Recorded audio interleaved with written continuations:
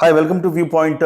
నిన్న సుగాలి ప్రీతి తల్లి పార్వతి గారు పవన్ కళ్యాణ్, డిప్యూటీ సీఎం పవన్ కళ్యాణ్ గారిని కలవటం జరిగింది. దీనికి సంబంధించి అప్డేట్ అందరికంటే ఫస్ట్గా కిరణ్ టీవీలో నేనే ఇచ్చాను. అది మీ అందరూ కూడా చాలామంది చూశారు. సో ఒక సంచలనమైన ఇంటర్వ్యూ రాబోతోంది పార్వతి గారితోటి, అలాగే ఆమె భర్త రాజు నాయక్.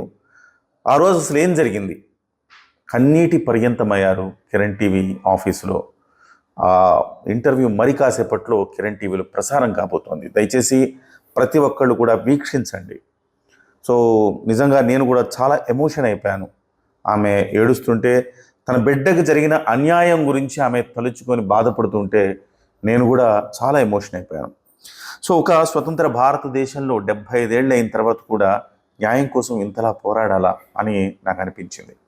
అయితే నిన్న నేను ఒక వీడియో చేసినప్పుడు ఆ వీడియోలో ఒక 2 తప్పిదాలు దొర్లాయి. దాన్ని సరి చేసుకోవాల్సిన బాధ్యత కూడా ఉంది. అలాగే పవన్ కళ్యాణ్ గారిని కలిసినప్పుడు ఏమన్నారు పవన్ కళ్యాణ్ గారు అనే అప్డేట్ కూడా మీకు ఇవ్వాల్సిన బాధ్యత ఉంది. ఎందుకంటే ఇవాళ ఏ పత్రికలో కూడా ఈ అంశాన్ని పొందుపరచలేదు, ఈ అంశానికి స్థానం ఇవ్వలేదు. ఆంధ్రజ్యోతి చూసా, ఈనాడు చూసా, సాక్షి చూసా. సో న్యూస్ పేపర్ అనాలిసిస్లో కూడా మీ అందరికీ కనిపించాయి. అయితే ఇందులో ఎక్కడ కూడా ఈ అంశానికి ఒక స్పేస్ అనేది ఇవ్వకపోవటం అనేది బాధాకరం అనిపించింది నాకు. సో దానికి సంబంధించి మీకు బాక్స్లో పవన్ కళ్యాణ్ గారిని కలిసిన విజువల్స్, ఫొటోస్ మీరు చూడొచ్చు. అవి కూడా పెడుతున్నాను.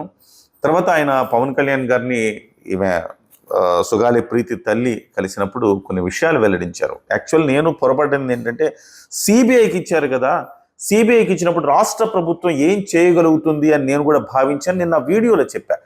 కానీ నాకు గూగుల్లో వెతుకుతూ ఉంటే సిబిఐకి ఇచ్చినట్టే కనపడుతుంది తప్ప సిబిఐ ఇది తీసుకోలేదు, టేకప్ చేయలేదు, ఇది సిబిఐ దాకా వెళ్ళలేదన్న విషయం నాకు తెలియదు. పొరపాటు జరిగింది. అయితే వాళ్ళతో మాట్లాడిన తర్వాత నాకు అర్థమైంది ఏంటంటే, ఇది సిబిఐకి ఇస్తున్నట్టుగా ఒక ఫేక్ లెటర్ మాత్రమే జగన్మోహన్ రెడ్డి గారు ఇచ్చారు తప్ప అంతకు మించి ఏమీ జరగలేదు. సిబిఐ దాకా ఇది వెళ్ళలేదు. కంటి తుడుపు చర్యగా సిబిఐకి ఇస్తామని ఒక ఫేక్ జియో రిలీజ్ చేశారు తప్ప అక్కడి నుంచి ముందుకు వెళ్ళలేదు అని చెప్పేసి వాళ్ళు చెప్పారు. సో ఎంత దారుణం అండి. సిబిఐకి ఇస్తున్నానని చెప్పి 2020 నుంచి 4 ఏళ్ల పాటు మభ్యపెట్టాడు జగన్మోహన్ రెడ్డి గారు. అలాగే వాళ్ళకు ఒక ఇంటి స్థలం ఇచ్చారు, గవర్నమెంట్ ఉద్యోగం ఇచ్చారు అనేది కూడా నేను చెప్పాను. కానీ ఇంటి స్థలము, గవర్నమెంట్ ఉద్యోగం ఇచ్చాడంటే ఎంతో కొంత జగన్మోహన్ రెడ్డి ఒత్తిడి తట్టుకోలేక ఇచ్చాడేమో అని నేను అనుకున్నా. కానీ నిన్న వాళ్ళు నాకు యాక్ట్ కూడా చూపించారు. ఎస్సీ ఎస్టీ యాక్ట్ అంటే ట్రైబల్ వెల్ఫేర్ యాక్ట్లో ఏముందంటే, కేంద్ర ప్రభుత్వం నిర్దేశించిన యాక్ట్లో ఏముందంటే, ఇలాంటి అన్యాయం జరిగినప్పుడు వాళ్లకు ఒక ప్రభుత్వ ఉద్యోగం ఇవ్వాలని యాక్ట్లో రాసింది. అలాగే ఇంటి స్థలం ఇవ్వాలని యాక్ట్లో రాసింది. ఆ యాక్ట్ ప్రకారం మాత్రమే ప్రభుత్వం చర్యలు తీసుకుంది తప్ప ఇది అదనంగా ఆయన ఏదో కొంత సహృదయంతోటో సదుద్దేశంతోటో సో విశాల హృదయంతో ఇచ్చిందైతే కానే కాదు. ఇదొక క్లారిటీ ఇవ్వాలి మీకు. నిన్న పవన్ కళ్యాణ్ గారిని కలిసినప్పుడు పవన్ కళ్యాణ్ గారు ఆమెను మళ్ళీ యథావిధిగా గతంలో లాగా ప్రేమగా ఆయన దగ్గర తీసుకుని వాళ్ళని మాట్లాడారు. అమ్మ మీకు న్యాయం చేస్తాను అని చెప్పారట. సో సుగాలి ప్రీతి అంశంలో సిబిఐ ఎంక్వైరీ అన్నామన్నా, సిబిఐ ఎంక్వైరీ వేయలేదన్నా, 4 ఏళ్ళకి ప్రభుత్వం మభ్యపెట్టిందన్నా, ఇవాళ ఇంకా మాకు దిక్కెవరన్నా, మీరే మళ్ళీ దీన్ని టేకప్ చేయాలన్నా సిబిఐకి వెళ్ళలేదన్నా అన్న విషయాన్ని ఆమె పవన్ కళ్యాణ్ గారి దృష్టికి తీసుకెళ్ళింది. పవన్ కళ్యాణ్ గారు వెంటనే స్పందించారు. ఒక 3 రోజుల సమయం ఇవ్వండి, ఈలోపు నేను హోంశాఖతో మాట్లాడి ఏ రకంగా ముందుకెళ్లాలో దీని మీద చర్యలు తీసుకుంటామని చెప్పేసి పవన్ కళ్యాణ్ గారు కూడా అన్న పరిస్థితి అనమాట. అంటే ఇవాళ సుగాలి ప్రీతి అనే ఒక పాప చనిపోతే వాళ్ళ తల్లిదండ్రులు, వాళ్ళ తల్లి హ్యాండిక్యాప్డ్ కూడా, పార్వతి గారు హ్యాండిక్యాప్డ్, మీరు చూసే ఉంటారు టీవీలో.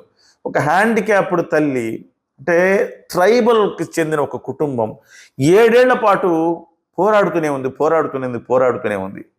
ఇవాళ కూడా పోరాటానికి ఇంకా ముగింపు లేదు. సో కిరణ్ టీవీకి ఆమె ఇంటర్వ్యూ ఇచ్చారు. దయచేసి ప్రతి ఒక్కరూ ఆ ఇంటర్వ్యూని చూడండి. కన్నీళ్ల పర్యంతమయ్యాను, నేనే ఎమోషనల్ అయిపోయాను. ఆమె చెప్పిన కొన్ని విషయాలు చాలా చాలా బాధాకరంగా ఉన్నాయి, మనసును తోడేశాయి అనమాట. ఇట్లా ఇంత దారుణంగా జరిగిందా అని అనిపించింది. కిరణ్ టీవీలో మరి కాసేపట్లో ఆ స్టోరీ వేస్తాను, చూడండి. అయితే మొత్తం మీద పవన్ కళ్యాణ్ గారు స్పందించడంతో ఆమె హ్యాపీగా తిరిగి తమ ఇంటికి వెళ్ళిపోయారు. 3-4 రోజుల తర్వాత, అంటే ఒక 1 వీక్ వేసుకోండి, ఒక 1 వీక్లో పవన్ కళ్యాణ్ గారు దీని మీద ఖచ్చితంగా మాట్లాడి అధికారులతో ఏ చర్యలు తీసుకోవాలా. ఇప్పుడు వాళ్ళు అంటున్నది ఏంటంటే సిబిఐకి వెళ్ళకపోయినా పర్లేదన్నా, ఇవాళ మీరున్నారు అధికారంలో, మీరు అధికారంలో భాగస్వామ్యంలో ఉన్నారు కాబట్టి సిబిఐకి వెళ్ళకపోయినా పర్లేదన్నా, హోంగార్డుతో విచారణ చేయించినా మాకు సమ్మతమే అని చెప్పారు. ఇది చాలా కీలకం, గుర్తుంచుకోండి. ఒక వ్యక్తి మీద నమ్మకం ఉంటే ఏం మాట్లాడతారు, వ్యక్తి మీద నమ్మకం లేకపోతే ఏం మాట్లాడుతుందని అర్థం చేసుకోండి. గతంలో జగన్మోహన్ రెడ్డి గారు ఉన్నప్పుడు ఆయన మీద లేదు కాబట్టి నమ్మకం, సిబిఐ ఎంక్వైరీ అడిగారు. రాష్ట్ర పోలీసుల మీద నమ్మకం లేదు. ఎంత దాష్టీకానికి పాల్పడ్డారు, ఎంత అన్యాయంగా బిహేవ్ చేశారు గత 5 ఏళ్లలో అని చెప్పేసి వాళ్ళ కళ్ళకు కట్టినట్టుగా మన ఇంటర్వ్యూలో వివరించారు. అయితే ఇవాళ పవన్ కళ్యాణ్ గారు అధికారంలో ఉన్నారు కాబట్టి ఒక హోంగార్డుతో మీరు ఎంక్వైరీ చేయించినా మాకు సమ్మతమే అన్న, మీరు న్యాయం చేస్తారన్న నమ్మకం మాకు ఉందని చెప్పారు వాళ్ళు. సో పవన్ కళ్యాణ్ గారు దీని మీద సత్వరం చర్యలు తీసుకొని వాళ్ళకి న్యాయం జరగాలి. దేశం మొత్తం ఈ తీర్పు వైపు చూడాల్సిన అవసరం ఉంది. ఆ రకంగా పవన్ కళ్యాణ్ గారు చేస్తారని మనం ఆశిద్దాం.